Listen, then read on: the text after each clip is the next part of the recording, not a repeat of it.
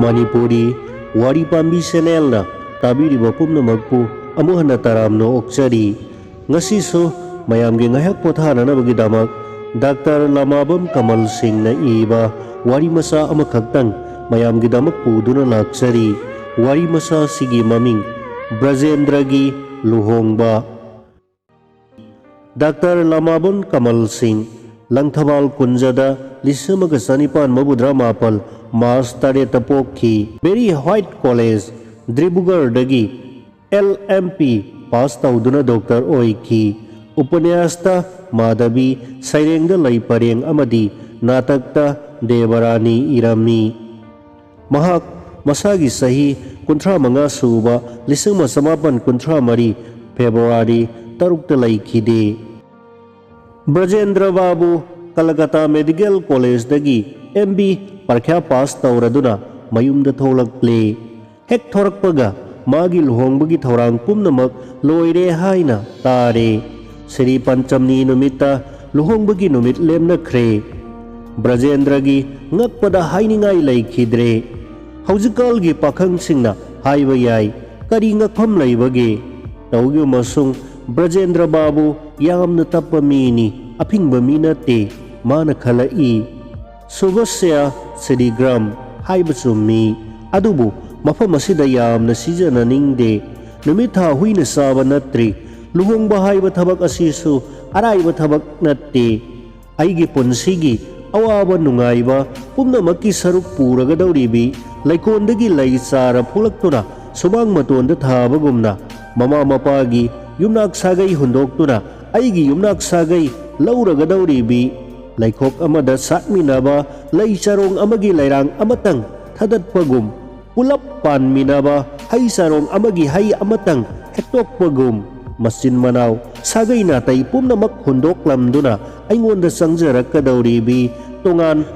ba laijat punsinaduna laina som semlaga hena manam nung sibagumna maga aiga puksel khojel tinana laiminaduna yumpan bagi mingsat henkat nanaba lakna gadawribi Brahmapurta amasong Ganga animakki isel tinaduna sanggam sthal ama sembagumna magi amasong aigi tongan ba punsigi isen na tinaduna sanggam sthal ama ohenduna maduna puinya tirtha ama semgadawribi umangda sangu pairiba tenawa mayam maraktagi ama pharaktuna pon manungda thamjinbagum maning makha tauna maruk mapiza mayam sanaramba thadokuna yum amagi mabi ama oigadawribi adugumbi nupi masa adugi masak amukta fawba udana maramchat khangdana karamna luhong phal phamgadawribano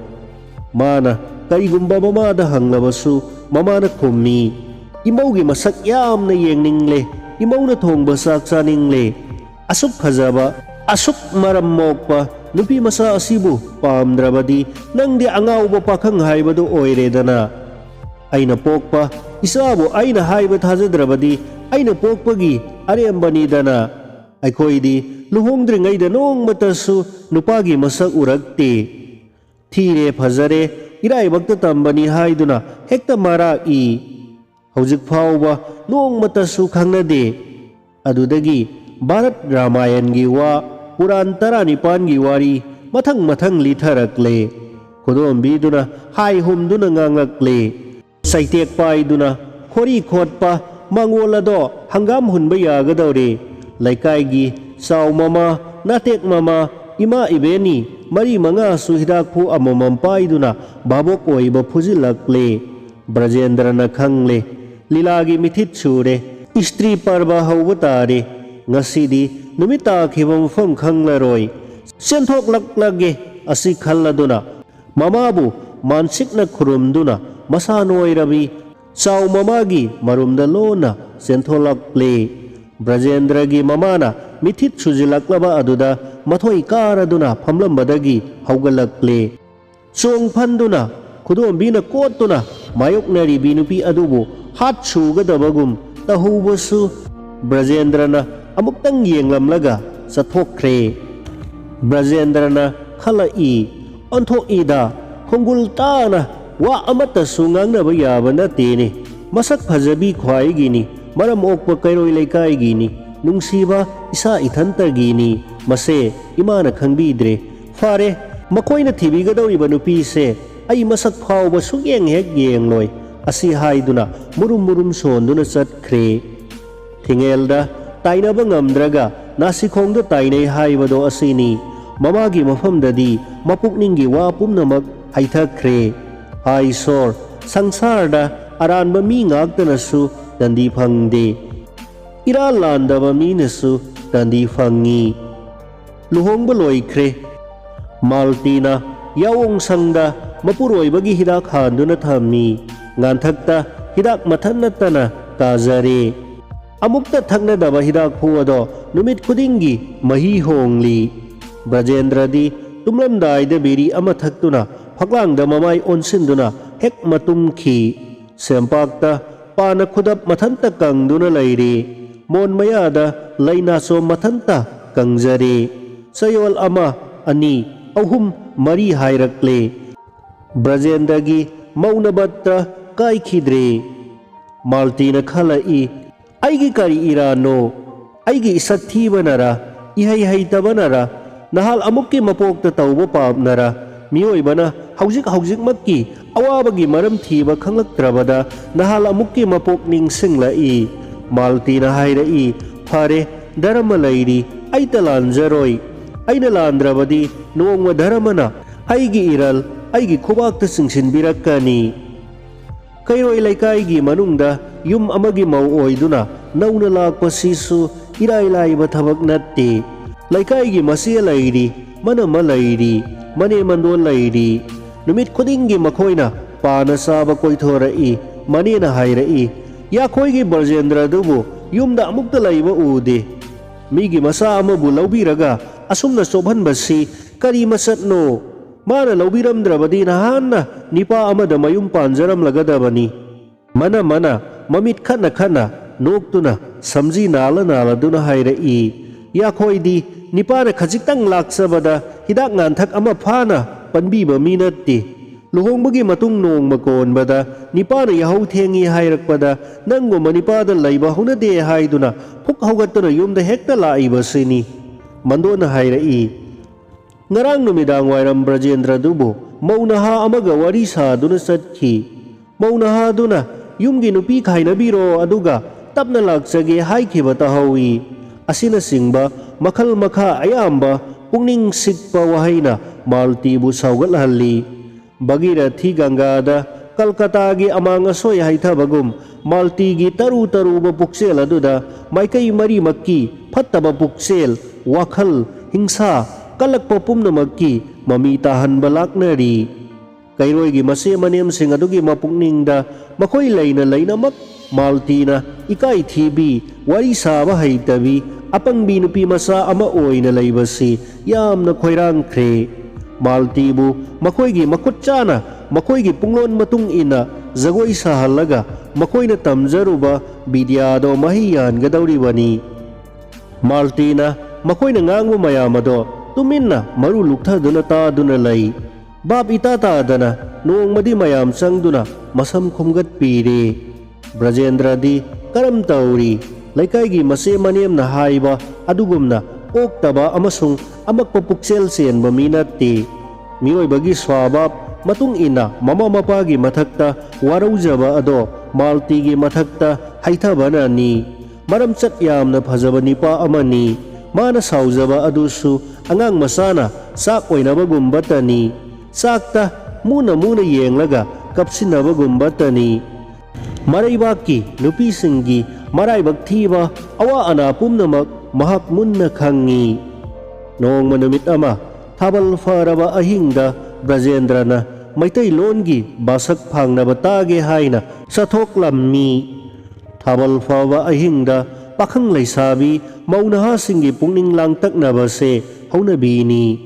sangbanaba atiyada thawan misaka loinana tha thokliba uwa haipal laipal tumin leptuna lairiba thabalgi paraba namthang tholaduna ima prithibina mabungo bukhurumjariba ase pumnamak uruduna Brajendagi pukningdasu langtaknaba ama pokle adudagi mandop manungda sangkhre Brindavongi ꯑꯃꯨꯕ ꯊꯥꯗꯣ ꯑꯃꯨꯛ ꯍꯟꯅ ꯊꯣꯛꯂꯛꯈꯤꯅꯤ ꯑꯁꯤꯅꯆꯤꯡꯕ ꯈꯥꯏꯅ ꯃꯩꯆꯥꯛꯀꯤ ꯈꯝ ꯊꯦꯡꯅ ꯑꯋꯥꯕ ꯃꯇꯥꯡ ꯄꯨꯛꯅꯤꯡ ꯍꯨꯅ ꯁꯛꯂꯝꯃꯤ꯫ ꯃꯊꯪ ꯃꯊꯪ ꯕ꯭ꯔꯖꯦꯟꯗ꯭ꯔꯒꯤ ꯄꯨꯛꯅꯤꯡ ꯄꯦꯊꯔꯛꯂꯦ꯫ ꯃꯌꯨꯝꯗ ꯂꯩꯍꯧꯕꯤ ꯃꯥꯜꯇꯤꯕꯨ ꯃꯔꯥꯜ ꯏꯔꯩ ꯂꯩꯇꯅ ꯁꯥꯎꯔꯨꯔꯦ ꯍꯥꯏꯕꯁꯨ ꯈꯜꯂꯛꯂꯦ꯫ ꯑꯁꯨꯝꯅ ꯈꯟꯅ ꯈꯟꯅ ꯅꯨꯄꯤ ꯅꯍꯥ ꯃꯌꯥꯝ ꯐꯝꯂꯤꯕ ꯃꯥꯏꯀꯩ ꯑꯗꯣꯝꯗ ꯍꯥꯏꯐꯦꯠ ꯌꯦꯡꯁꯤꯜꯂꯛꯏ꯫ ꯅꯣꯡꯉꯥꯜꯂꯒ ꯁꯥꯠꯀꯗꯕꯁꯨ ꯊꯥꯕꯜ ꯐꯝꯃꯟꯈ꯭ꯔꯗꯨꯅ ꯑꯍꯤꯡꯗ ꯄꯣꯝꯁꯥꯠꯅꯈ꯭ꯔꯕꯤ ꯂꯩꯍꯥꯎ ꯂꯩꯔꯦꯟꯒꯨꯝꯕꯤ ꯅꯨꯄꯤ ꯃꯆꯥ ꯑꯃ ꯌꯥꯝꯅ ꯆꯦꯛꯁꯤꯟꯅ ꯍꯨꯔꯥꯟꯗꯨꯅ ꯕ꯭ꯔꯖꯦꯟꯗ꯭ꯔꯗ ꯌꯦꯡꯂꯝꯃꯤ꯫ ꯕ꯭ꯔꯖꯦꯟꯗ꯭ꯔꯅ ꯍꯦꯛ ꯌꯦꯡꯊꯣꯛꯈꯤꯕ ꯑꯗꯨꯗ ꯄꯩꯅ ꯌꯦꯡꯂꯝꯕ ꯃꯤꯠ ꯊꯝꯕꯥꯜ ꯑꯅꯤ ꯑꯗꯣ ꯈꯨꯠꯅ ꯁꯣꯛꯂꯕ ꯏꯀꯥꯏꯊꯕꯤ ꯃꯅꯥꯒꯨꯝ ꯍꯦꯛ ꯎꯝꯁꯤꯟꯈ꯭ꯔꯦ꯫ ꯃꯤꯠꯐꯝꯗꯤ ꯆꯤꯡꯁꯤꯟꯈ꯭ꯔꯦ꯫ ꯃꯄꯥꯟ ꯊꯣꯛꯈ꯭ꯔꯤꯕ ꯋꯥꯈꯜ ꯑꯗꯨꯗꯤ ꯆꯤꯡꯁꯤꯟꯕꯗ ꯃꯅꯨꯡ ꯌꯧꯕ ꯉꯝꯍꯧꯗ꯭ꯔꯕꯣꯏ ꯆꯩꯔꯨꯡ ꯑꯅꯤꯗ ꯌꯩꯁꯤꯟꯗꯨꯅ ꯀꯣꯏꯔꯞ ꯍꯌꯥꯏ ꯑꯃꯨꯟꯕꯒꯨꯝꯅ ꯉꯥꯡꯁꯪ ꯉꯥꯡꯈ꯭ꯔꯦ꯫ ꯏꯀꯥꯏꯈꯥꯡ ꯑꯣꯏꯅ ꯃꯃꯥꯡꯗ ꯇꯥꯔꯤꯕ ꯄꯥꯅ ꯇꯥꯡꯒ ꯑꯗꯣ ꯁꯤꯡꯒꯨꯞ ꯁꯥꯅ ꯁꯦꯒꯥꯏꯕꯤꯔꯦ꯫ ꯃꯔꯥꯏꯕꯛ ꯊꯤꯔꯕ ꯇꯥꯡꯒ ꯑꯗꯣ ꯃꯔꯥꯜ ꯂꯩꯇꯅ ꯗꯟꯗꯤ ꯐꯪꯕꯗ ꯆꯦꯠ ꯍꯥꯏꯅ ꯃꯄꯨꯛꯅꯤꯡꯒꯤ ꯑꯋꯥꯕ ꯐꯣꯡꯗꯣꯛꯈꯤ꯫ ꯑꯁꯨꯝ ꯇꯧꯅ ꯍꯨꯔꯥꯟꯗꯨꯅ ꯌꯦꯡꯊꯣꯛꯂꯨꯔꯒ ꯌꯦꯡꯁꯤꯟꯅꯗꯕ ꯁꯥꯗꯨꯅ ꯃꯤꯠꯐꯝ ꯍꯟꯖꯤꯟꯈ꯭ꯔꯕꯤ ꯉꯥꯡꯁꯪ ꯉꯥꯡꯂꯕ ꯆꯩꯔꯨꯡ ꯑꯅꯤꯅꯗꯤ ꯍꯨꯔꯥꯟꯗꯨꯅ ꯌꯦꯡꯂꯨꯔꯦ ꯍꯥꯏꯅ ꯇꯥꯛꯂꯤꯕ ꯁꯛꯐꯝ ꯑꯗꯣ ꯎꯔꯨꯕ ꯑꯗꯨꯗ ꯕ꯭ꯔꯖꯦꯟꯗ꯭ꯔ ꯑꯗꯣ ꯈꯪꯍꯧꯗꯅ ꯃꯄꯥꯟꯂꯣꯝꯗꯒꯤ ꯇꯦꯡꯄꯥꯛ ꯂꯩꯇꯨꯝ ꯑꯃ ꯍꯨꯟꯖꯤꯜꯂꯛꯄꯒꯨꯝꯅ ꯃꯥꯒꯤ ꯊꯃꯣꯏ ꯊꯛ ꯂꯥꯎꯅ ꯄꯥꯜꯂꯔꯦ꯫ ꯃꯤꯍꯨꯜ ꯐ꯭ꯔꯪ ꯆꯣꯡꯈ꯭ꯔꯦ꯫ ꯃꯌꯥꯏ ꯐꯖꯅ ꯈꯥꯏꯗꯨꯅ ꯍꯥꯠꯂꯤꯕ ꯑꯃꯨꯕ ꯁꯝꯖꯣꯏ ꯑꯅꯤꯒꯤ ꯃꯔꯛꯇ ꯍꯨꯃꯥꯡ ꯑꯅꯞꯄ ꯀꯥꯈ꯭ꯔꯦ꯫ ꯕ꯭ꯔꯖꯦꯟꯗ꯭ꯔꯅ ꯃꯥꯒꯤ ꯂꯦꯡꯕꯥꯟꯗꯒꯤ ꯈꯥꯗꯔ ꯏꯅꯐꯤ ꯂꯧꯊꯣꯛꯇꯨꯅ ꯍꯨꯃꯥꯏ ꯍꯨꯝꯈ꯭ꯔꯦ꯫ ꯉꯥꯏꯍꯥꯛ ꯂꯩꯔꯒ ꯕ꯭ꯔꯖꯦꯟꯗ꯭ꯔꯅ ꯕꯨꯙꯤ ꯇꯥꯔꯛꯇꯨꯅ ꯑꯩꯉꯣꯟꯗꯔ ꯃꯤꯉꯣꯟꯗꯔ ꯌꯦꯡꯈ꯭ꯔꯤꯕꯁꯤ ꯍꯥꯏꯗꯨꯅ ꯐꯝꯃꯤꯟꯅꯕꯁꯤꯡ ꯑꯗꯣ ꯀꯣꯌꯦꯡ ꯌꯦꯡꯕꯗ ꯈ꯭ꯋꯥꯏꯗꯣ ꯃꯔꯨ ꯂꯨꯛꯊꯗꯨꯅ ꯄꯨꯛꯅꯤꯡ ꯆꯪꯅ ꯏꯁꯩ ꯇꯥꯔꯝꯃꯤ꯫ ꯃꯅꯝ ꯅꯨꯡꯁꯤꯔꯕ ꯂꯩ ꯑꯗꯣ ꯃꯄꯨꯟꯁꯤ ꯇꯦꯜꯂꯕꯅꯤ ꯃꯔꯝꯗꯤ ꯃꯄꯨꯟꯁꯤ ꯀꯛꯊꯠꯇꯨꯅ ꯃꯅꯝꯗ ꯍꯥꯞꯆꯤꯟꯈ꯭ꯔꯕ ꯃꯥꯜꯂꯦ꯫ ꯋꯥ ꯉꯥꯡꯊꯣꯛꯄꯗ ꯏꯀꯥꯏ ꯊꯤꯔꯕꯤ ꯅꯨꯄꯤ ꯃꯆꯥ ꯑꯗꯣ ꯃꯃꯤꯠꯇ ꯃꯔꯣꯜ ꯂꯣꯟꯕꯅꯤ ꯃꯔꯝꯗꯤ ꯃꯆꯤꯟꯒꯤ ꯂꯣꯟ ꯑꯗꯣ ꯃꯃꯤꯠꯇ ꯍꯥꯞꯈ꯭ꯔ ꯃꯥꯜꯂꯦ꯫ ꯑꯗꯨꯅꯕꯨ ꯕꯤꯙꯥꯇꯥ ꯍꯥꯏꯔꯤꯕꯅꯤ꯫ ꯅꯨꯄꯤ ꯃꯆꯥ ꯑꯗꯨꯒꯤ ꯃꯤꯠꯆꯤꯒꯤ ꯃꯔꯣꯟꯗꯒꯤ ꯕ꯭ꯔꯖꯦꯟꯗ꯭ꯔꯅ ꯃꯥꯒꯤ ꯄꯨꯛꯅꯤꯡꯒꯤ ꯂꯥꯡꯇꯛꯅꯕ ꯚꯥꯞ ꯑꯗꯣ ꯈꯔ ꯐꯪꯈꯤ꯫ ꯁꯥꯕꯤ ꯁꯥꯅꯧꯁꯤꯡꯒꯤ ꯅꯨꯡꯁꯤꯅꯕ ꯍꯥꯏꯕꯁꯦ ꯊꯥꯛ ꯑꯍꯨꯝ ꯁꯨꯕ ꯃꯥꯜꯂꯤ꯫ ꯑꯍꯥꯟꯕ ꯊꯥꯛꯇ ꯅꯨꯡꯁꯤꯅꯕ ꯍꯦꯛ ꯍꯧꯔꯛꯄꯗ ꯁꯛꯀ ꯎꯅꯕꯗ ꯁ꯭ꯋꯥꯏ ꯍꯦꯛ ꯄꯥꯈꯠꯅꯩ꯫ ꯑꯗꯨꯗꯒꯤ ꯑꯅꯤꯁꯨꯕ ꯊꯥꯛꯇ ꯏꯀꯥꯏ ꯅꯨꯡꯁꯤ ꯌꯥꯅꯩ꯫ ꯑꯗꯨꯗꯒꯤ ꯑꯍꯨꯝꯁꯨꯕ ꯊꯥꯛꯇ ꯉꯥꯎꯅꯔꯛꯏ꯫ ꯕ꯭ꯔꯖꯦꯟꯗ꯭ꯔꯅ ꯅꯨꯡꯁꯤꯕꯒꯤ ꯑꯍꯥꯟꯕ ꯊꯥꯛꯇ ꯅꯨꯄꯤ ꯃꯆꯥ ꯑꯗꯨꯕꯨ ꯎꯕꯗ ꯄꯥꯈꯠꯂꯨꯔꯦ꯫ ꯈꯜꯂꯛꯏ ꯑꯣꯟꯊꯣꯛꯅ ꯐꯖꯩꯗ꯫ ꯏꯃꯥ ꯏꯄꯥꯅ ꯂꯨꯍꯣꯡꯕꯤꯔꯝꯗ꯭ꯔꯕꯗꯤ ꯏꯁꯥꯅ ꯈꯟꯖꯗꯨꯅ ꯑꯁꯤꯒꯨꯝꯕꯤ ꯅꯨꯄꯤ ꯃꯆꯥ ꯑꯃꯇꯪ ꯂꯩꯔꯝꯂꯕꯗꯤ ꯀꯌꯥꯗ ꯄꯨꯛꯅꯤꯡ ꯍꯔꯥꯎꯅ ꯑꯩꯒꯤ ꯄꯨꯟꯁꯤ ꯂꯦꯜꯂꯝꯒꯗꯕ꯫ ꯑꯩꯒꯤ ꯌꯨꯝꯒꯤ ꯂꯩꯍꯧꯔꯤꯕꯤ ꯅꯨꯄꯤ ꯑꯗꯨꯗꯤ ꯃꯁꯛꯁꯨ ꯃꯨꯟꯅ ꯌꯦꯡꯗ꯭ꯔꯤ꯫ ꯑꯁꯨꯛ ꯐꯖꯔꯝꯒꯅꯤ ꯍꯥꯏꯕꯁꯨ ꯊꯥꯖꯗꯦ ꯃꯔꯝꯗꯤ ꯁꯛ ꯐꯖꯕ ꯍꯥꯏꯕꯁꯦ ꯑꯇꯥꯡꯕ ꯄꯣꯠꯅꯤ ꯄꯪꯅ ꯊꯣꯛꯄ ꯅꯠꯇꯦ꯫ ꯑꯁꯤ ꯈꯟꯗꯨꯅ ꯑꯃꯨꯛ ꯍꯟꯅ ꯍꯨꯔꯥꯟꯗꯨꯅ ꯃꯨꯅ ꯌꯦꯡꯂꯛꯂꯦ꯫ ꯍꯟꯗꯛꯃꯨꯛꯇꯤ ꯍꯨꯔꯥꯟꯕ ꯍꯨꯔꯥꯟꯕꯤ ꯑꯅꯤꯒꯤ ꯍꯨꯔꯥꯟꯕ ꯃꯤꯠ ꯃꯔꯤ ꯑꯗꯣ ꯈꯝ ꯍꯦꯛ ꯊꯦꯡꯅꯈ꯭ꯔꯦ꯫ ꯃꯤꯀꯨꯞ ꯑꯍꯨꯝꯒꯤ ꯃꯅꯨꯡꯗ ꯃꯤ ꯈꯪꯍꯧꯗꯅ ꯃꯥꯟꯗꯣꯞ ꯃꯅꯨꯡ ꯑꯗꯨꯗ ꯅꯣꯡꯊꯥꯡ ꯀꯨꯞꯈ꯭ꯔꯦ꯫ ꯑꯗꯨꯗꯒꯤ ꯅꯨꯡꯁꯤꯕꯒꯤ ꯑꯅꯤꯁꯨꯕ ꯊꯥꯛ ꯌꯧꯔꯨꯗꯨꯅ ꯕ꯭ꯔꯖꯦꯟꯗ꯭ꯔꯒꯤ ꯃꯄꯨꯛꯅꯤꯡꯗ ꯏꯀꯥꯏꯕ ꯄꯣꯛꯂꯛꯂꯦ꯫ ꯈꯜꯂꯛꯏ ꯃꯤꯌꯥꯝ ꯃꯃꯥꯡꯗ ꯑꯁꯨꯝꯅ ꯃꯤꯠꯆꯤꯒꯤ ꯇꯦꯟ ꯀꯥꯞꯅꯕ ꯑꯁꯤꯕꯨ ꯃꯤꯅ ꯈꯪꯈ꯭ꯔꯒ ꯑꯐꯕ ꯊꯕꯛ ꯅꯠꯇꯦ ꯙꯔꯃ ꯀꯥꯏꯕ ꯊꯕꯛꯅꯤ꯫ ꯏꯌꯨꯝꯗ ꯂꯨꯍꯣꯡꯗꯨꯅ ꯅꯨꯄꯤ ꯃꯆꯥ ꯑꯃ ꯂꯩꯔꯕꯃꯛꯇꯗ ꯂꯥꯛꯅꯕ ꯉꯝꯗ꯭ꯔꯕ ꯄꯨꯛꯅꯤꯡ ꯑꯃꯛꯄ ꯋꯥꯈꯜ ꯑꯁꯦ ꯃꯤꯅ ꯈꯪꯈ꯭ꯔꯒ ꯐꯖꯕ ꯊꯕꯛ ꯅꯠꯇꯦ ꯚꯥꯞ ꯇꯥꯔꯛꯂꯦ꯫ ꯑꯁꯤ ꯈꯟꯗꯨꯅ ꯊꯥꯛ ꯑꯍꯨꯝ ꯁꯨꯔꯛꯇ꯭ꯔꯤꯉꯩꯒꯤ ꯃꯃꯥꯡꯗ ꯕ꯭ꯔꯖꯦꯟꯗ꯭ꯔꯅ ꯃꯐꯝ ꯑꯁꯤꯗ ꯂꯩꯕ ꯌꯥꯗ꯭ꯔꯦ ꯌꯨꯝꯗ ꯍꯜꯂꯒꯦ ꯍꯥꯏꯗꯨꯅ ꯃꯄꯥꯟ ꯊꯣꯔꯛꯂꯦ꯫ ꯂꯝꯕꯤ ꯆꯠꯅ ꯈꯜꯂꯛꯏ ꯉꯁꯤꯒꯤ ꯑꯩꯒꯤ ꯏꯕꯦꯝꯃ ꯑꯁꯦ ꯃꯁꯛ ꯌꯦꯡꯂꯨꯔꯒꯦ꯫ ꯅꯨꯡꯁꯤꯕꯒꯤ ꯋꯥꯍꯩꯅ ꯇꯔꯥꯝ ꯀꯧꯔꯨꯔꯒꯦ꯫ ꯏꯃꯥꯟꯅꯕꯁꯤꯡꯅ ꯃꯥꯒꯤ ꯆꯥꯅ ꯊꯧꯏꯕꯤꯁꯤꯡ ꯑꯗꯨꯒ ꯅꯨꯡꯁꯤꯅ ꯂꯩꯃꯤꯟꯅꯗꯨꯅ ꯀꯌꯥꯗ ꯅꯨꯡꯉꯥꯏꯖꯔꯤꯒꯕ꯫ ꯈꯟꯅ ꯃꯌꯨꯝ ꯌꯧꯁꯤꯜꯂꯛꯂꯦ꯫ ꯊꯣꯡꯖꯤꯜ ꯍꯦꯛ ꯀꯥꯜꯂꯛꯇꯨꯅ ꯃꯥꯒꯤ ꯅꯨꯄꯤꯕꯨ ꯀꯧꯔꯒꯦ ꯍꯥꯏꯗꯨꯅ ꯅꯣꯛꯃꯤ ꯇꯧꯗꯨꯅ ꯃꯆꯤꯟꯕꯥꯟ ꯀꯥꯡꯈꯠꯇꯨꯅ ꯌꯦꯡꯁꯤꯜꯂꯛꯄꯗ ꯏꯍꯦ Asaygi mandop manunggi nupi masa aduna hidak haladuna Brajendra lakpa ngaiduna leiramli. Brajendra do huran baphabagumna mamay do hayay amunbagumna ngangsang-ngangsil humang marik-marik saukre. Karihay na kausiba mapam khangdre masibu karano. Asaygi nupi masa aduna langnage hayduna tauribra natraga aigi nupigi sanaba marup oiduna aigi pukning soiba matawado aigi nupida onsinge hayduna laklibara. Ase pumnamak khanduna yumbi yungbagumna sap yungduna laikre. Maltina ibungo laibak thibibu nungsibiro nungsina pau tajadaba kuire hayduna Brajendragi makongda turare. Brajendrana khudak adumaktada marailom salagtuna na nang tani ay gidi nang tani hayrai. Maltina hayrai ngasi aina basak yengba sasaramdrabadi aigi ipok asima asum mangjaramaba haibaduni.